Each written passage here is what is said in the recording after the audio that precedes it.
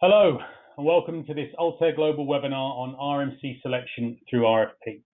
We're delighted you've joined us for a topic that we feel we have a useful perspective on. But before we do get going, let me first get some basic housekeeping out of the way, if I may. This webinar has been conducted in partnership with Expat Academy and myGMPD, and it has been approved for 2 credit points towards achieving your myGMPD accreditation. So well worth a listen. Thank you. And before we do get going, I think maybe we should start with some quick introductions, if I may. I'll start with myself. My name is Andy Hawtin. I'm Director of Business Development at Altair for the EMEA region. I'm based here in our London office and have been with Altair for 3 years now. What is more frightening, though, is that I've somehow managed 19 years in the wider relocation industry, which is scary for sure. I'm particularly pleased to be joined by my colleague Simon Scott, who is our VP for Finance and Pricing. Simon, could you share a quick introduction, please? Yeah, thanks, Andy. I have been with Altair Global for 2.5 years now, but I have been in the industry for 13 years. My background is an accountant, and I've worked across a number of different industries, but within our industry, my focus over a large period of time has been predominantly around supply chain, but particularly around pricing and RFPs. So there's quite a bit of information and experience that I've picked up over those years that I'm hoping I can share with you today. Thanks, Simon. Yeah, I think you probably just about qualify. So I'm going to ask Simon to largely run with this, and I'll dip in with some examples and insights we've experienced firsthand just as we go. One point I do want to make early on, though, is that all that we're sharing here really is based on very real experiences, and our goal is to hopefully share some examples of where certain processes have worked both in favour of and potentially even against the client. Our intent really is to offer insight from a provider's perspective and hopefully drive forward the ethos of a partnership. And that's something that can really begin right from the outset of your RFP process. So with that, Simon, I'll turn it over to you. Thanks, Andy. So the first question then is, why do you do an RFP? And Harvard Business Review did a survey, and they asked the questions of the respondents, why are you looking to change providers? And the response came back, 11% felt their pricing was out of line, 14% felt dissatisfaction with their provider, and 68% felt their provider didn't care, which is something of a damning indictment, really. But the answers there would lead you to approach your RFP in slightly different ways. If you felt that your pricing was out of line, but broadly you were happy with your supplier, then actually you would be looking to do some kind of pricing focus, some sort of benchmarking exercise.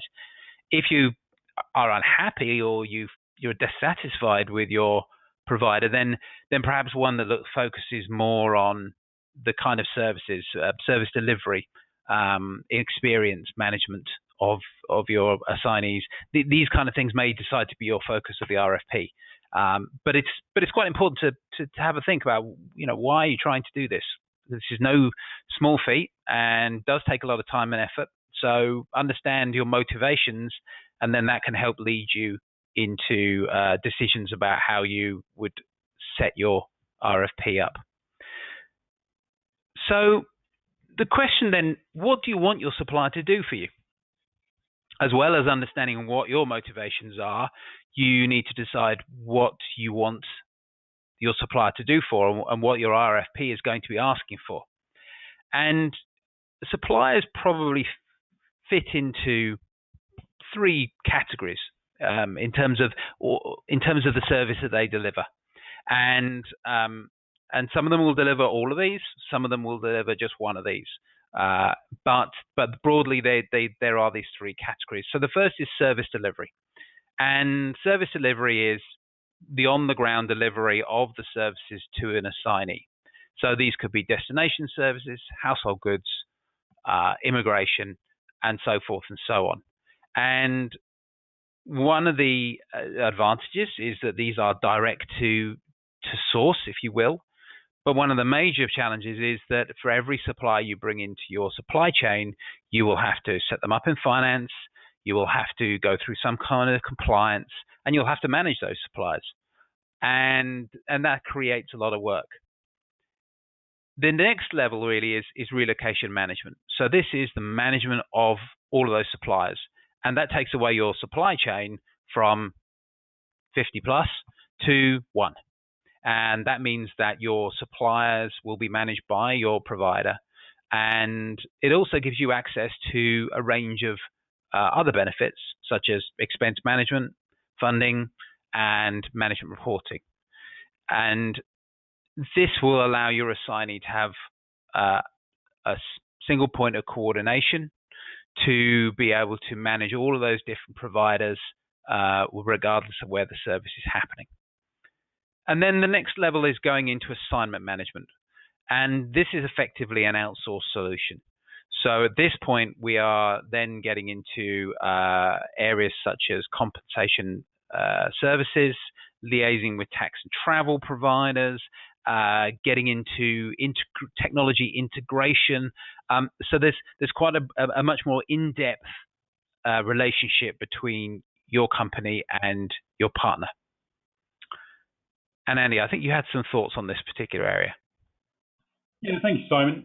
The model discussion is a key point in my mind, especially here in Europe, where there are multiple models at play, or more often there's multiple models at play, and all of which could be regarded as an RMC in some form.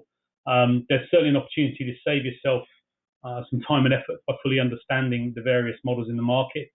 That's a whole different topic on its own, though, and perhaps our next webinar. But it is surprising just how the lines can be fudged, and you or your procurement colleagues, or both even, will certainly benefit from some groundwork here and generally have a better RFP experience for it. Simon has very kindly pulled together a selection of do's and don'ts, and I'll hand it back to him to walk you through some of those. Thanks, Andy. Yeah, so we have just pulled together some do's and don'ts based on the kind of things that we've seen coming through, and where we have been able to identify that taking one path rather than another delivers some definitive benefits for it, or everybody taking part, including yourself as the company running the RFP. So the first one is deciding who to involve. And as I mentioned earlier, that you've got lots of different providers out there, all delivering services in slightly different ways. And one of the most important things is to think about who you're going to involve in the RFP. So the key thing here is to not be too swayed by any one type of argument, because as you'd expect, every supplier will come to you with an argument as to why you should be considering them, whether it's because they're the biggest company, whether they're perhaps the most boutique, whether they have the most dots on the map. And there are all good, valid reasons as to why those may be attractive things for you. But the important thing to bear in mind is that it's actually more important to look at what you're trying to achieve and whether those RMCs will be able to deliver what you're looking for. So actually what I would suggest is to reach out, and before you go out to an RFI or an RFP, reach out to suppliers and ask questions. Also reach out to your peers. There are plenty of members of the Expat Academy who will have lots of ideas about which suppliers would be able to perhaps meet your criteria, and will be able to give you that kind of advice. But the key thing is just to talk to people. Don't be scared to reach out to providers and have an informal chat. Ahead of an RFI, it really pays to have done your homework so that when you do launch that RFP, you've got exactly the right suppliers added to that. And that way you'll get the right result.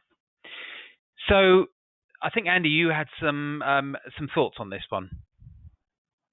Yeah, thank you, Simon. This might sound like basic stuff, but you'd be surprised at the number of bids we see where the end game doesn't really seem to have been properly thought through. What are you actually looking for in a winning provider? To coin a well-used term, what does perfect look like in your eyes? I mean, does it even exist? Have you taken the time to to talk to providers before an RFP, as Simon mentions. One of the best RFP processes I was involved in was where the mobility team reached out to their network, plus a few other sort of cold approaches.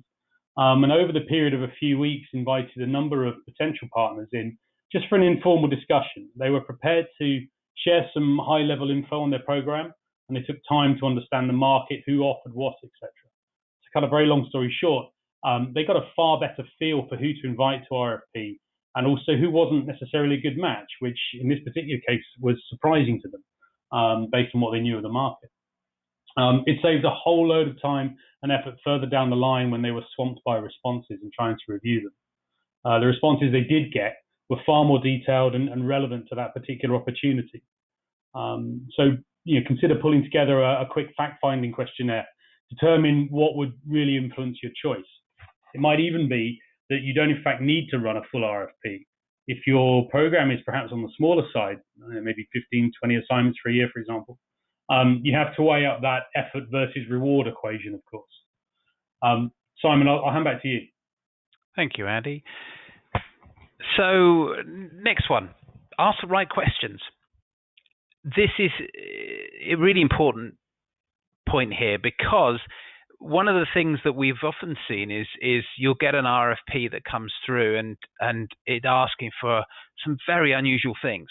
And a lot of the time what companies ask for isn't necessarily what you can actually buy on the market. And so the important thing here is to actually reach out to other providers, reach out to suppliers, utilize the Expat Academy Vault. There's a number of providers that place some sample white branded RFI and RFP documents there. But don't create an RFP document from scratch. Utilize what's out there, pull it together, cherry pick the things that actually matter most to you, and then you can produce an RFP that will meet your requirements, but actually that providers will be able to respond to. So that's a really important thing to bear in mind. The more you ask, the more you analyze. And this is a really important point. So if you try to cover every conceivable eventuality, you will end up with a huge RFP response, and you're going to have to spend a lot of time and a lot of effort going through that and analyzing it. And actually doing that comparison will take a long time, and you may end up sort of not being able to see the wood for the trees. So the key thing is to focus on what you spend your money on and where you send your assignees to. So for instance, don't pick the last, all the destinations you've ever sent anybody to for the last 10 years. Focus on the ones where that are the greatest number of assignees, because chances are that's what will deliver you the most value in terms of your spending time on your response. And Andy, I think you had some thoughts on this. Yeah, I do. I'm going to share a very real example, and genuinely a real example. I'm sure you can all read, but I will just read it back to you. We had an RFP arrive where had the selection of household goods pricing, and they were requesting for 300 origin locations to going to 300 destination locations. This was based on literally every location they had ever sent someone to or from over the last 10 years.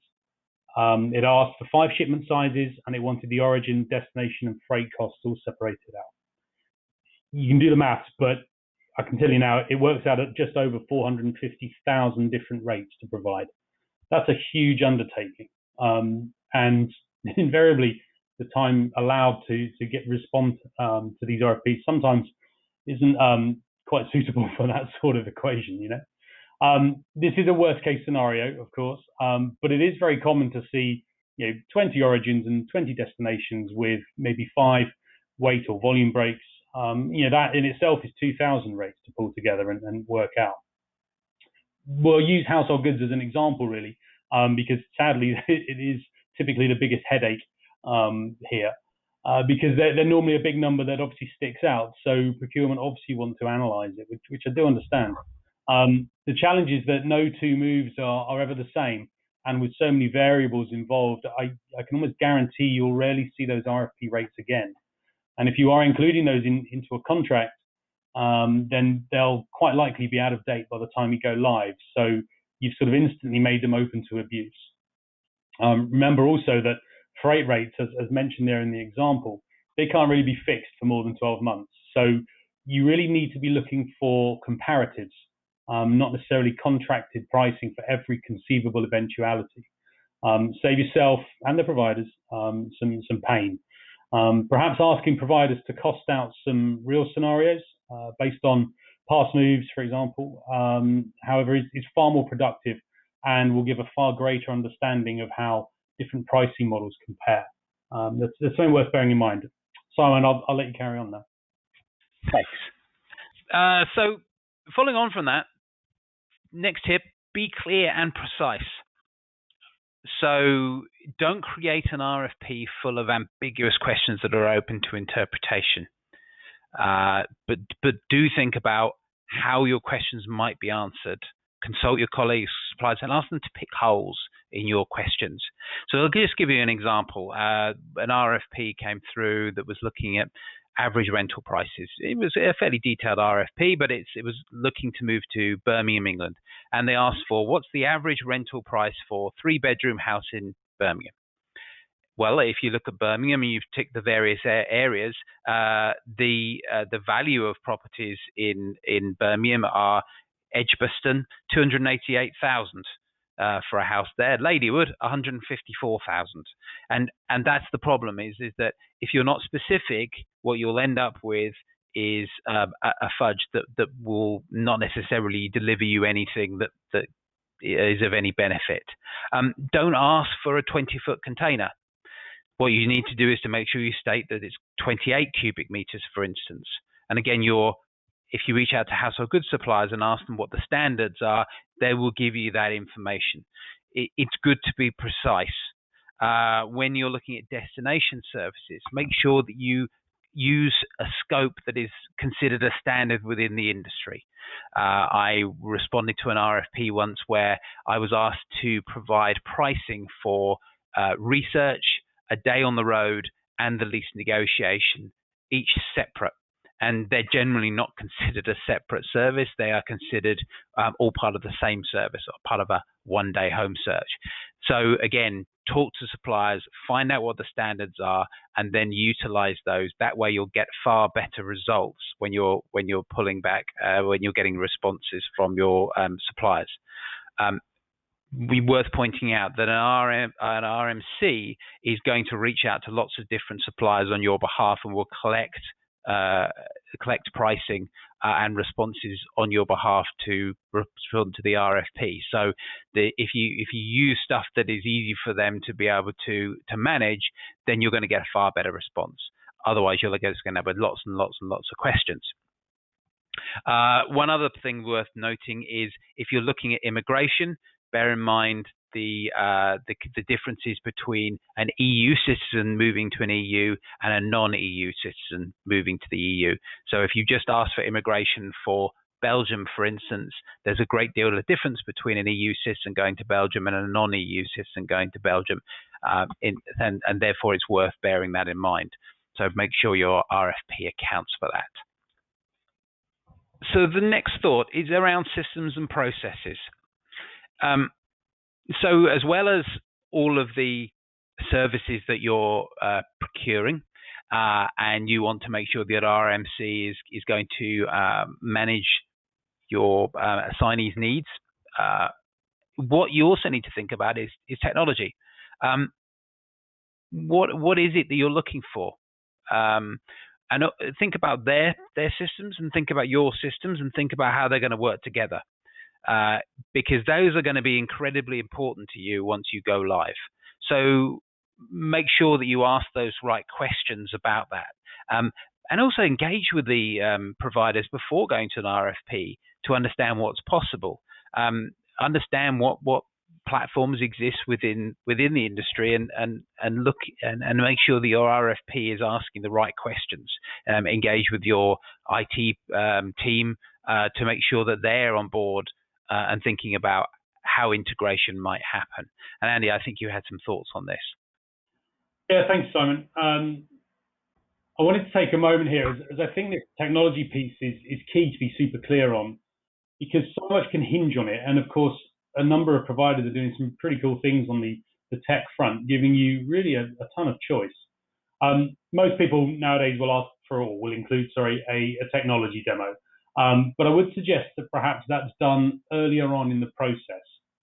And if you do, by the way, please allow at least an hour for that, so that the client and sort of customer platforms can be shown properly.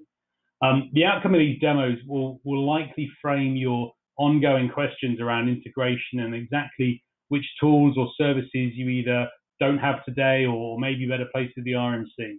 Equally, there may be scenarios of duplication, which is obviously unnecessary cost. A good example of this can be perhaps around the cost estimate and that approval process.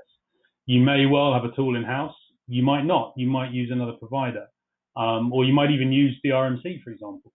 The knock-on effect of not necessarily being clear on this process and how that cost estimate is shared or socialized back and forth can potentially lead to additional costs further down the line. So it's good to have clarity from the outset, or as best you can at least. And it goes back to that initial informal discovery meetings, just so everyone's clear on exactly what they're responding to. Simon, I promise I'll stop complaining now. Thank you. Thank you, Andy. So the next point is timescales, and this is a really, really critical thing. Don't underestimate how long these things can take. You're going to be reaching out to any number of different RMCs, who in turn are going to reach out to any number of different suppliers. And you're probably going to have quite a significant amount of information that you're looking to collect from them. And you then, once you've collected that information, you're going to need to think about how much time do you need to review and analyze that information. So it's important to bear in mind that RFPs are huge undertakings, and the suppliers that you're reaching out to employ many people just to respond to them, and then also involve various other subject matter experts. So it's really important that you build enough time into the process to cover the things that you need. So, for instance, when you send out your RFP, invariably there are going to be questions asked. So you'll build some time in for questions to be asked, and then your answers to be to come through to them. One of the things that's most commonly done is that you'll have an RFP start date.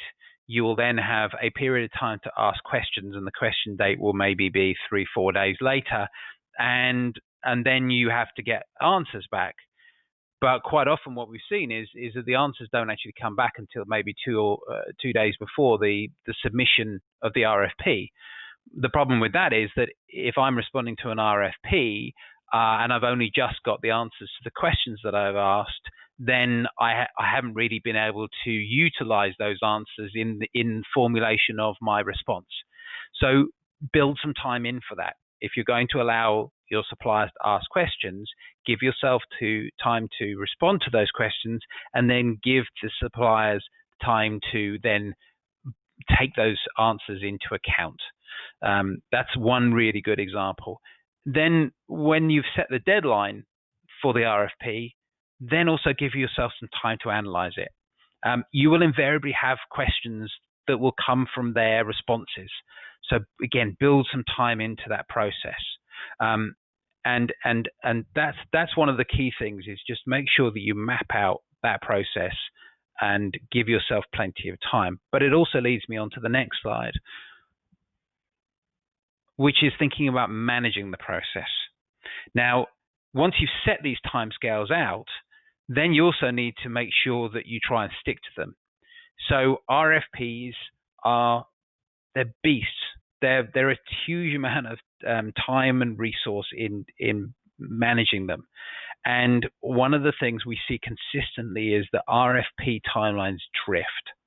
So quite often you find that you may get an RFP through right at the beginning, which has got 2 weeks to respond, and then you can find that the whole thing will drift for months and months after that, because it's not being managed. And so the key thing here is to take control once you've set your timeline and drive the RFP to it. And Andy, I think you've got some good information on this. Yeah, thank you, Simon. I promise I'm really not complaining. I'm really not. And I fully appreciate RFPs are difficult for mobility, especially when having to fit into a wider company procurement process. However, it can be all too easy to pass over control to procurement, who have their own different challenges and pressures themselves, of course, and perhaps are even juggling more than one RFP at a time. So I'm certainly not procurement bashing here. If at all possible, though, it's important for mobility to stay as close to the process as you can and really try to take ownership of that RFP and help drive it forward, sticking to the timelines, as Simon mentioned. Letting things drag on, often without communication, which I know Simon will talk to in a moment, can sometimes have a slightly negative impact on your company brand, or even in extreme cases, a negative impact on you as a potential client. Now, I've not experienced that yet, but I know it can happen. An RFP should be seen as a two-way street to a certain extent. It's as much about you measuring and selecting providers as it is the providers having an opportunity to measure you as a potential client. Believe it or not, it's not unheard of for providers to walk away from an RFP, even midway through the process. I know that can sound arrogant, and it's certainly not intended to, but these are long-term relationships you're looking to build here, and they have to be right on both sides. Finally, this is also where your key stakeholders can really help drive things. Senior management, payroll, legal, IT, for example, they all need to be on side and have their skin in the game, so to speak. So it's important to sort of get them on board early on and have them alongside you to really help drive that process through. Simon, let me let you continue now. Thanks, Andy. So next set of thoughts here are thinking about the process of selection. So again, coming back to the thought that an RFP is a huge undertaking and that you're going to have to manage the process, but also when you get your responses, you're going to need to analyze and compare the different responses you get. So one of the key things to do is to think about stages and try to whittle the field down through the process. So, for instance, you might start with an RFI, and an RFI will collect some basic bits of information. And on that on those basic bits of information, you may then whittle down to a smaller number of suppliers to go through an RFP. And then you may whittle down further to go to a best and final stage. The important things is to think about what's the most important things that would create a point of recognition in terms of the suppliers at the beginning of the process. So as I look at an RFI and I may be opening up to 8 different suppliers, what are the really important must-haves that you are going to set as a question for an RFI? Determine those, and then that will help you then move to an RFP. The RFP is usually the bigger stage. It requires pricing usually, and it also requires a far greater detail of information from those suppliers. There are a number of different ways of doing this. I've seen RFPs that, for instance, focus all of the upfront information gathering based upon the suppliers themselves and how they deliver services, with the idea that I'm not going to talk about pricing until I've determined that I've managed to whittle down the suppliers to 2 or 3 I know I can work with. Then I'll get to pricing. Some will go the complete reverse opposite. They'll say, well, I'm going to work on pricing because actually cost is the most important thing to me, and therefore I'm going to go for my cheapest 3 suppliers, and then that's who I'm going to take through to find out more details. Personally, I would err against that. It's always dangerous to use price as your sole driver. There is very much the case of you'll get what you pay for. So, but you could create an RFI, for instance, that looks at a small amount of pricing, maybe for your key locations, and those key factors. That could be your RFI. RFP does a bit more detail, and then so forth and so on. But the key thing is, don't try and whittle down, go from 8 different suppliers right at the beginning and then pick your one, because you're just going to create a huge amount of work for yourself. Also, one thing I ought to point out is that there are lots of different procurement type technologies and methods out there. You have to often have a lot of online auction type software that's available. Be very wary of those. It's quite difficult to utilize them for our industry. So it's fine if you're buying widgets for manufacturing, but trying to buy relocation management services and destination services in immigration and household goods using these type of online auctions it actually isn't going to provide you with a very good result, because it's just too much detail for them to handle. So then I'm going to talk about communication.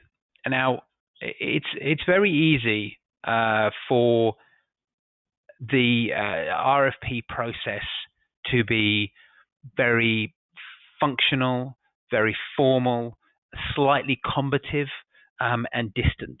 And again, if I'm in a procurement function and I'm buying manufacturing pieces, that might be a suitable way of doing it, because price is the only thing that maybe is driving that. But with an RFP for within our industry, you're not going to necessarily build yourself a situation for success in the future if you take that approach. How you behave through the RFP process sets the precedent for your ongoing relationship, and I think that's one of the key things, is that with your partners will always be you will always have that relationship. It's an ongoing relationship. There's going to be a lot of communication between yourself and your partners. You're going to expect an awful lot of them, but your partners are going to expect an awful lot from you as well. So it's important to start on the right foot. And the RFP is the first time you're going to start building that relationship. So don't be afraid to talk through the process. Have the communication. Allow suppliers to ask questions. When you get further through the process, and maybe you're getting down to your final 2, have those conversations to try and determine exactly what the response is trying to tell you. If you've got questions, don't be afraid to ask them. And some of the best examples I've seen of that are where a response has been sent in, and then there's an hour-long call where further questions that can be asked about the response, and just to clarify certain points. These are really important things to do, because it's quite easy to potentially respond in what you think you're being asked, but actually perhaps what the intention behind a question isn't quite the way you've responded. So if something looks wrong, then ask the question, find out a bit more information, because you might find that you get more value out of that. Award versus implementation. This is a particular mistake that gets made quite a lot of the time. So there is a temptation to nail down every single finer point of the contract before awarding. But one of the problems with that is that a lot of information that will be pertinent to the contract doesn't become apparent until you start to go through the implementation. So probably the best approach is to satisfy yourself on the main commercial points and then award. And once you've awarded, then the implementation process can start. And once that implementation process starts, you will then probably find that there are elements of information that become apparent through that implementation that you will want to make sure you address within the contract. The danger of not doing that is, of course, you create your main contract, you sign it, and then you find you have to add lots and lots of addendums on top of that.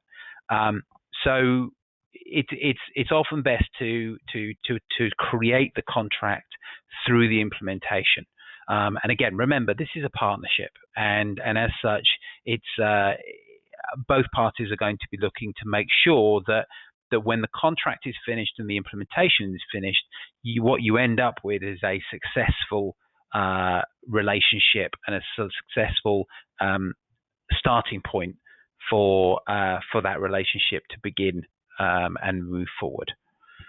Some trends here are these are the trends that we're seeing coming through the RFPs. So I think Andy mentioned it earlier. We've got one of the things we have seen coming through is scenario-based questions. And what these do is sometimes they will be in replace of the pricing. Sometimes they'll be an after the pricing. But what they do is they tend to try and root the RFP in a reality. And these, for instance, could be scenarios that you have already experienced. So these could be assignees moving to a specific place and they've maybe had some specific challenges. And what you can then do is use that as the basis to ask questions to your suppliers. So, for instance, it could be, okay, well, here's a scenario I want you to respond to. So the first thing you need to do is to price that out. How much would you charge for that scenario? And maybe there has been some specific challenges. So maybe there's some challenges around immigration, or a family have had a particular problem with destination services or household goods, and therefore trying to find out how you as an RMC would respond to that will help gauge whether you feel that that's the kind of response that you would expect. And because they're based in reality, they're exceptionally useful in terms of being able to come to a view on that particular supplier. Funding is another one that's also becoming more apparent within our RFPs. There are lots of challenges with getting invoices paid. So we're working in an increasingly global market. You are going to be sending your assignees to any number of different locations. There are going to be suppliers in multiple countries. You yourself, your company may have multiple entities, and therefore you're going to have to manage all of that somehow, and not least the issue around exchange rates, for instance. So the question becomes, how do you manage that?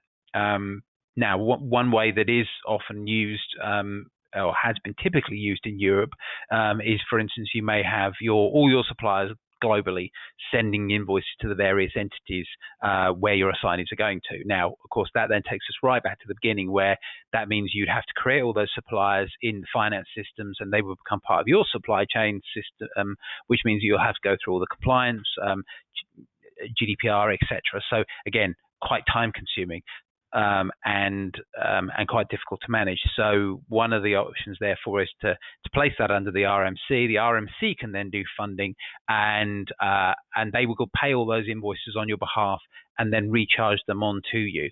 This manages issues like reporting, for instance, especially where it has an impact on tax. And then the final thought is around industry awards. Now, this is really just a cautionary tale here, but there are lots of industry bodies, and some of them will create awards. And one of the challenges with that is that there is an element of pay to play. I think it's apparent in every single industry, and it's just a fact of the nature of our commercial world is that these things exist.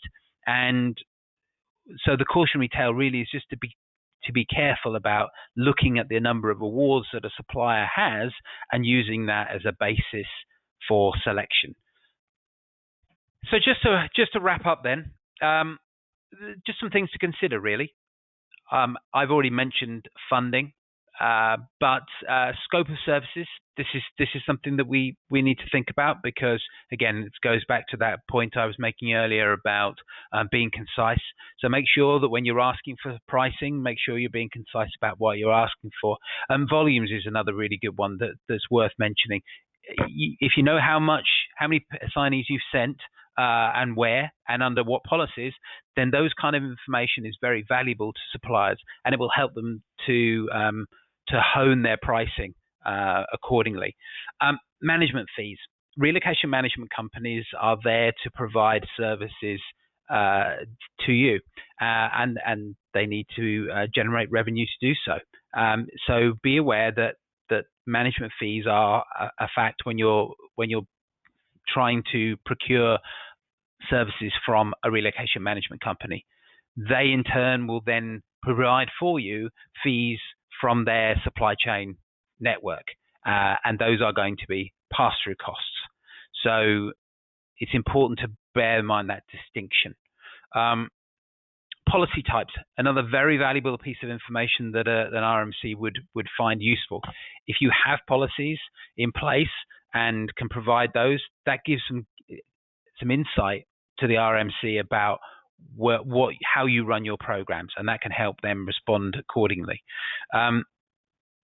Payment terms is another interesting one as well.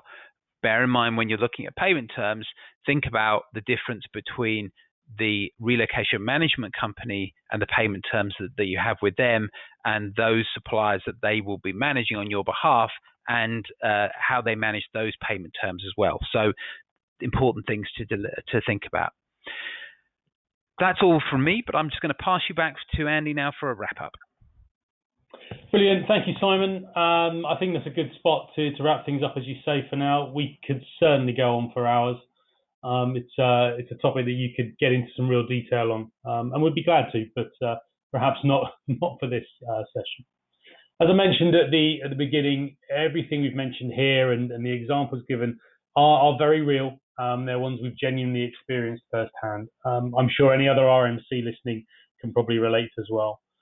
At the end of the day, the ultimate goal is selecting the right provider for you, your program, and your culture, and to use the RFP process as an opportunity to set both yourselves and your chosen provider up for success. Do that, and you'll have a great long-term relationship. Thank you so much to my colleague, the wonderful Simon Scott, for joining me and adding his valuable input. I'd also like to share a big thank you to Expat Academy and myGMPD for inviting us to prepare this webinar for you. I hope it's given some useful insight, and should you have any further queries at all, we've got a good library of white papers, sample RFPs, etc. So please do feel free to reach out to us either via the Expat Academy team or directly via the details on the screen now. In the meantime, stay safe in these weird and crazy times, and thank you for listening. Bye-bye.